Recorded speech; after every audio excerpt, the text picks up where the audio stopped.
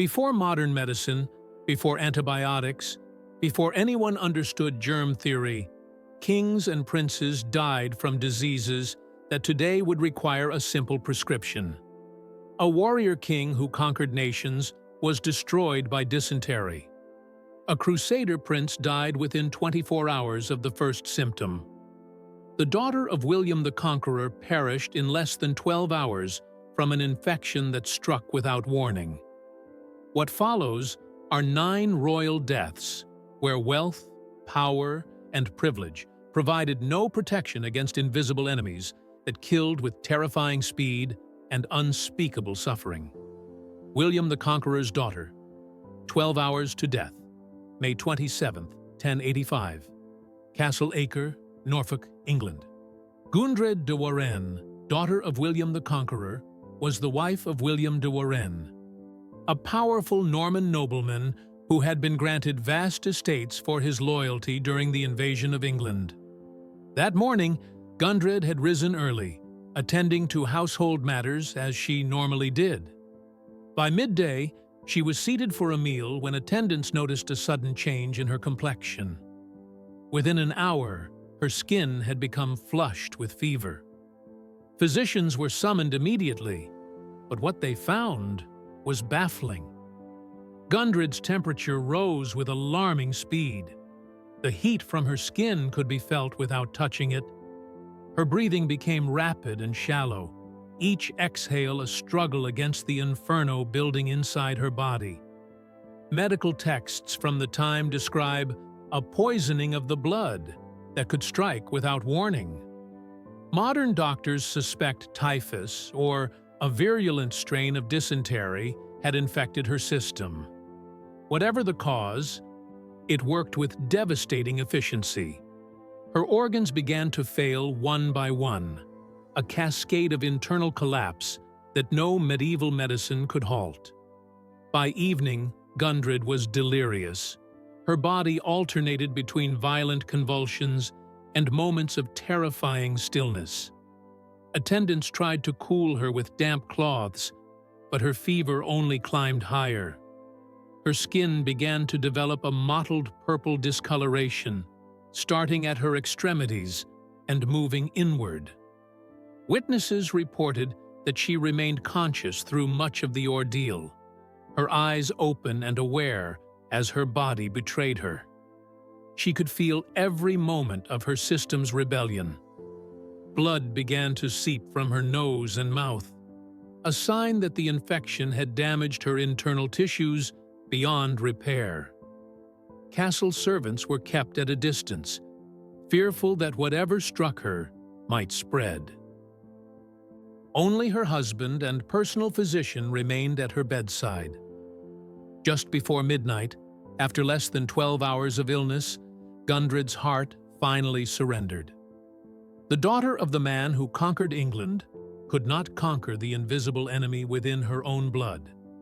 If you value historical examination that reveals how vulnerable even royalty was to disease before modern medicine, please consider liking this video. The Crusader Prince. Death in a prison cell. October 25, 1154. Antioch. Stephen, nephew of King Henry I of England, lay writhing on a filthy pallet in a makeshift prison cell. He had joined the First Crusade with dreams of glory and conquest in the Holy Land. Instead, he found himself captured by enemy forces and held in conditions that would soon prove fatal. The Antioch prison was a breeding ground for disease.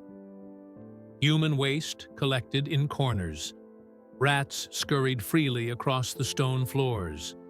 Prisoners shared a water source contaminated with sewage. For 3 days, Stephen had been drinking this water. Each sip introduced deadly bacteria into his system. The first symptoms appeared suddenly. Severe abdominal cramps doubled him over in pain so intense that guards could hear his cries from outside the cell. Within hours, his body began to expel its contents violently. The dysentery that gripped him was particularly aggressive, a strain that attacked the intestinal lining with unusual ferocity. Medieval chroniclers described the scene in graphic detail. Stephen's body evacuated liquid waste almost continuously, quickly becoming streaked with blood as his intestines began to shed their protective lining. The dehydration was immediate and severe. His skin sank into the hollows of his face. His eyes receded into their sockets. Unlike some diseases that mercifully dull the senses, dysentery left Stephen fully conscious. He remained aware through every spasm, every evacuation, every moment of his body's betrayal. The nobleman, who had dined at royal tables, now lay in a pool of his own waste, unable to move away from it. Fellow prisoners watched helplessly as Stephen's lips cracked and bled from dehydration. His tongue swelled in his mouth, making speech impossible. The guards, fearing contagion, refused to enter the cell. No physician was summoned. No comfort was offered. 48 hours after the first cramp, Stephen's heart could no longer sustain itself against the massive fluid loss. His organs, starved of blood, shut down in rapid succession. The noble crusader died alone, drowning in the waste of his own disintegrating body. King John, the hated monarch's agonizing end, October 18, 1216, Newark Castle, Nottinghamshire, England. England's most reviled monarch lay dying. Just days earlier, John had been traveling with his royal entourage, fleeing rebel forces who had seized London. During a feast at the bishop's palace in Lincoln, John consumed peaches and new cider. By morning, something had gone terribly wrong inside his body. The first attack came without warning. Violent stomach cramps left the king unable to mount his horse. His physicians noted his pallid complexion and the cold sweat that covered his skin. Within hours, John's body began to expel its contents from both ends. The dysentery that gripped him was particularly virulent, what medieval chroniclers called the bloody flux. His intestines were shedding their lining, sending streams of blood-tinged fluid from his body. Each evacuation was more violent than the last, leaving him weaker and more dehydrated. At Newark Castle, John was laid in a chamber that quickly became foul with the stench of illness. Servants were forced to constantly change his bedding as his body expelled liter after liter of bloody waste. The king's physicians attempted remedies, herbal concoctions, heated stones placed near his abdomen, bloodletting to balance his humors. Each intervention only weakened him further. John remained fully conscious through much of the ordeal. The man who had ruled England with an iron hand now couldn't control his own bodily functions. The pain was described as like hot knives twisting in the gut. His screams echoed through the castle corridors during the worst spasms. As October 18th dawned, John's organs began to fail. His kidneys shut down. Toxins built in his bloodstream. His heart struggled to pump blood through his dehydrated body. In his final moments, the king who had lost his empire, his crown jewels, and the respect of his subjects, lost the last battle against the microscopic invaders, destroying him from within.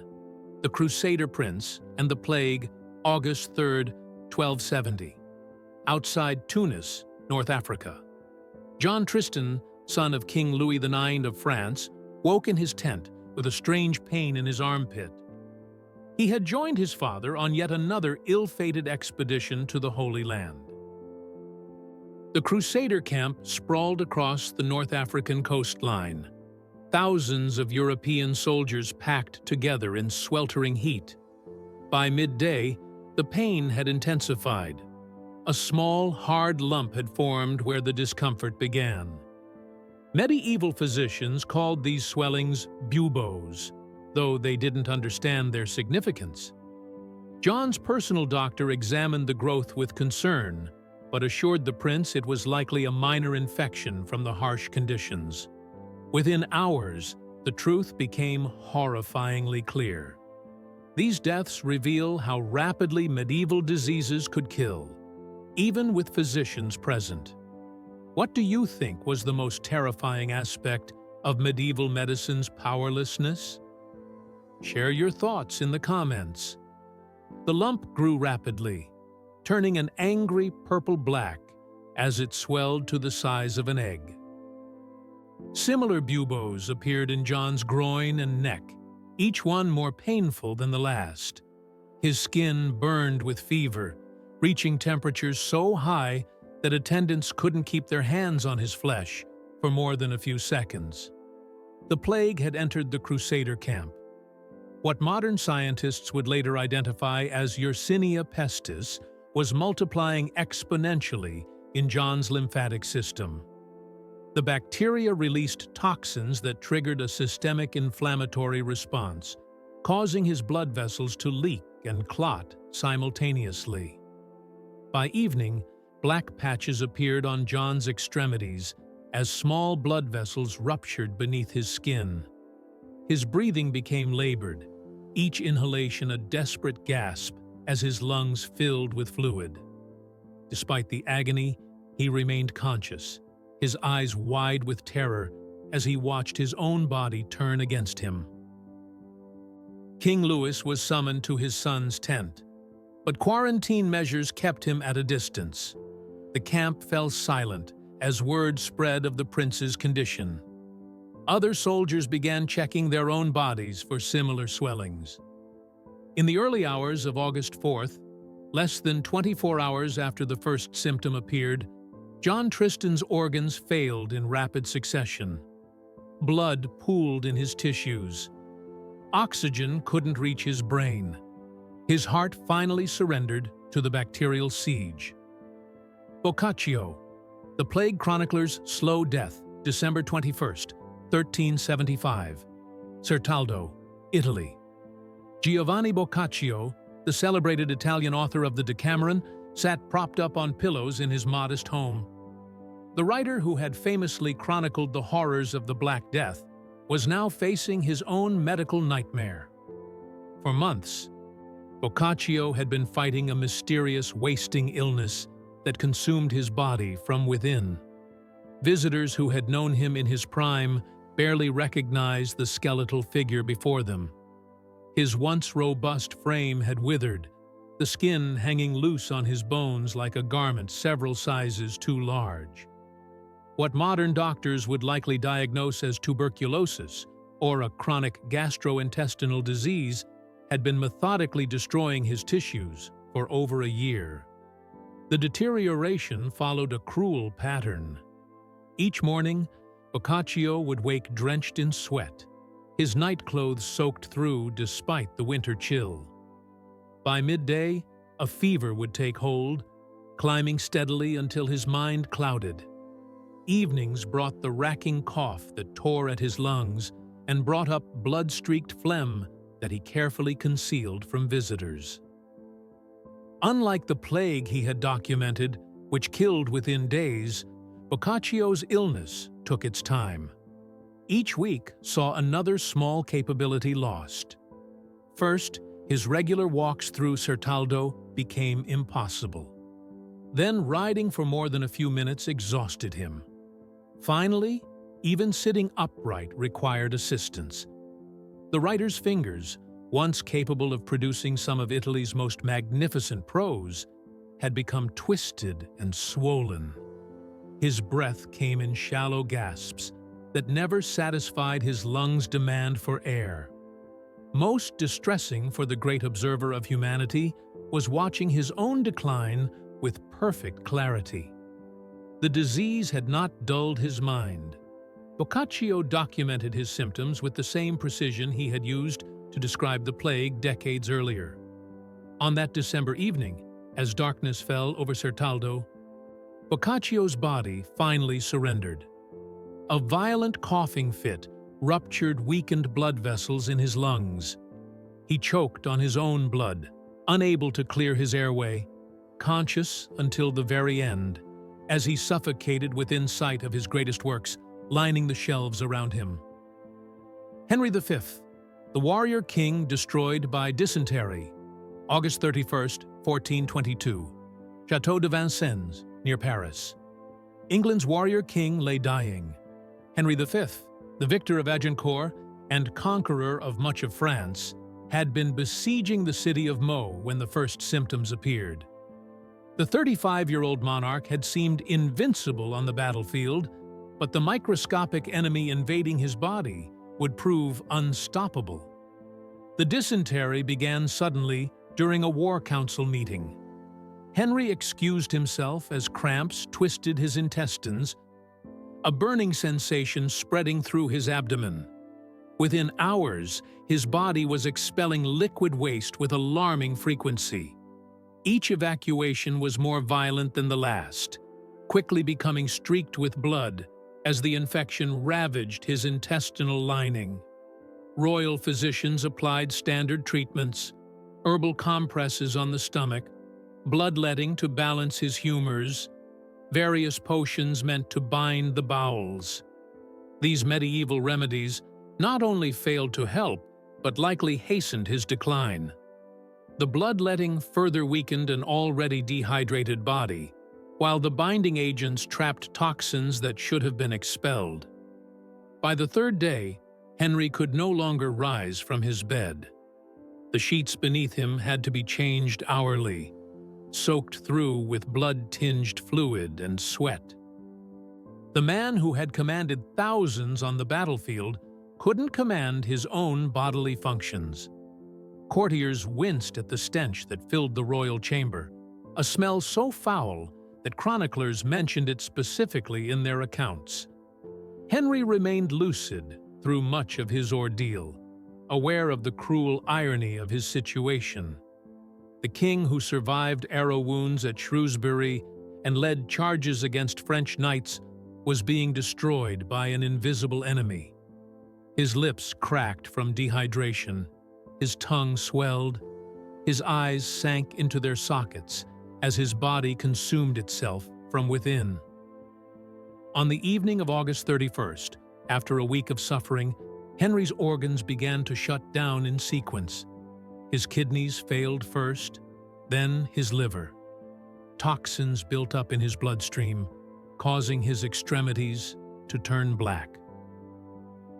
The king who had united England and France under one crown took his final breath as infection overwhelmed his heart, his body unrecognizable from the warrior it had once been. Henry IV, the usurper's mysterious decline.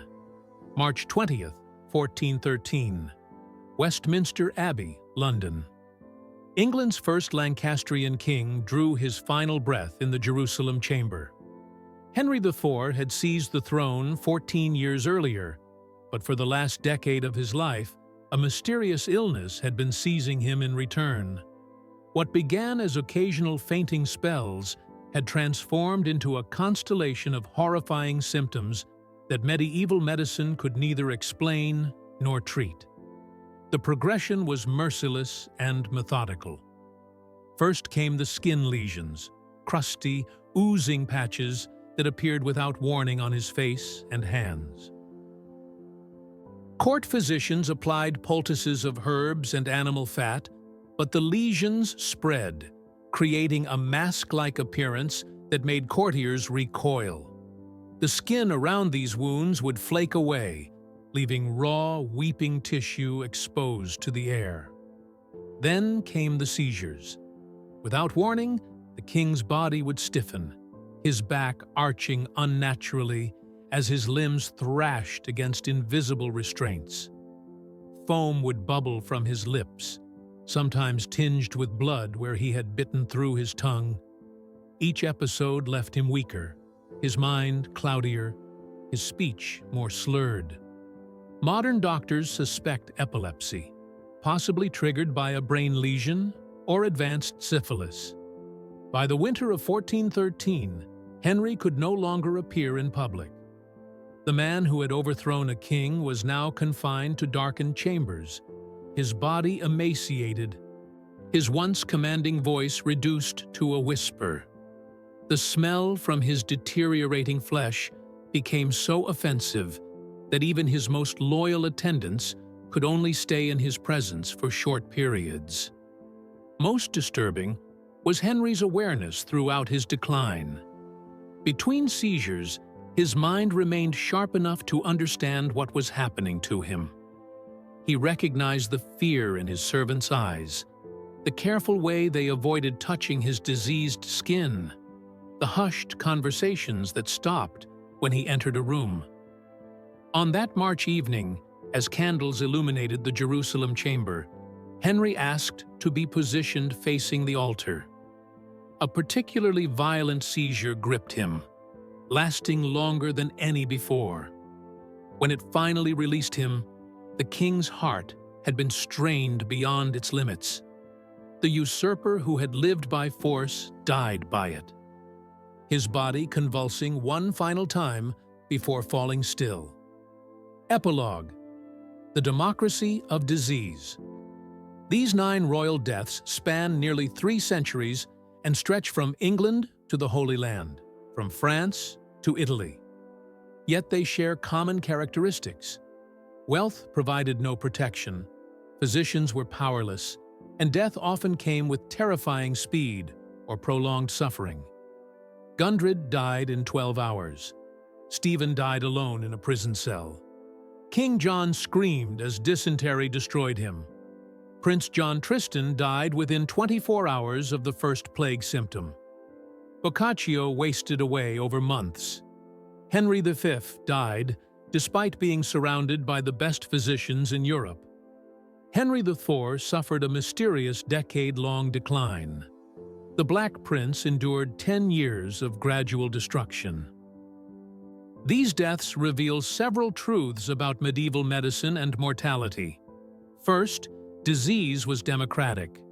Royal birth, political power, and vast wealth provided no defense against bacterial and viral infections that killed without regard to social status.